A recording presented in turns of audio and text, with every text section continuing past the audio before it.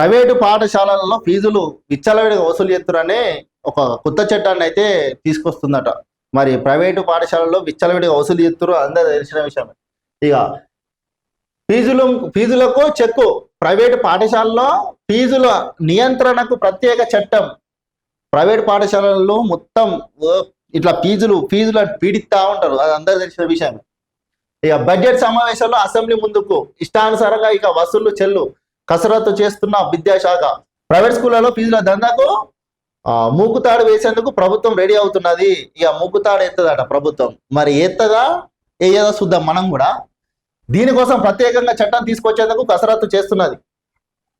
అన్నీ అనుకున్నట్లు జరిగితే ఈ నెల 16 నుంచి జరిగే బడ్జెట్ సమావేశాల్లోనే బిల్లును అసెంబ్లీలో ప్రవేశపెట్టాలని విద్యాశాఖ భావిస్తున్నట్లు తెలిసింది.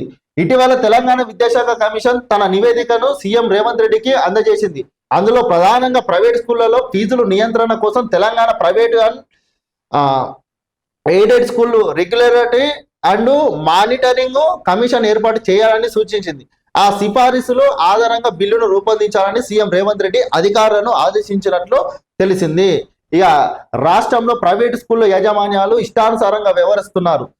సదుపాయాలు బ్రైట్ టీచర్లతో సంబంధం లేకుండా ప్రతి ఏటా లక్షల్లో ఫీజులు వసూలు చేస్తున్నారు. కొన్ని విద్యా సంస్థలు అయితే ఒక మాఫియాగా ఏర్పడి ప్రతి ఏటా ఇష్టం వచ్చిన రీతిలో ఫీజులు పెంచుకుపోవడం విద్యా సంస్థలకు సంబంధించింది. ఇక వీళ్ళు పెంచుకోబోతూనే ఉంటారు. వీళ్ళు ఫీజులు వాళ్ళకి నచ్చినట్టు పెంచుతారు. అడిగేటోడు ఎవడున్నాడు? ఎవరున్నారు? మరి ఇప్పుడు మీరు కొత్త చట్టం తీసుకొస్తారట. ఫస్ట్ ప్రైవేట్ స్కూళ్ళల్లో ఫస్ట్ ఆ స్కూళ్ళకు పర్మిషన్లు ఉన్నాయా? వాళ్ళు టీచర్లను నియమిస్తారా? టీచర్లను ఏ కేటగిరీ మీద తీసుకుంటారు? ఇవన్నీ ఫస్ట్ ఎంక్వైరీ చేయరు. మీరు కొత్త చట్టం తర్వాత తీసుకొస్తారు, కానీ ఎంక్వైరీ చేయరు. ఈ కొత్త చట్టం అమలైతే అమలు కాదు, తర్వాత ఈ ఎంక్వైరీ చేసి పర్మిషన్ ఉన్నాయా లేవా, అసలు ఏం చేస్తారు ప్రైవేట్ యాజమాన్యాలు, ఆ దంద ఏందనేది బయట పెట్టుర్రు. ఫస్ట్ కొత్త చట్టం తర్వాత తీసుకొద్దురు. కానీ ఏమైనా కొత్త చట్టం తీసుకొస్తాము ఇది తీసుకొస్తామంటారు కదా, తర్వాత తీసుకొచ్చి ఇక మీరు అనుకున్నట్టు సరే తీసుకొస్తా కొత్త చట్టాన్ని తీసుకురారి.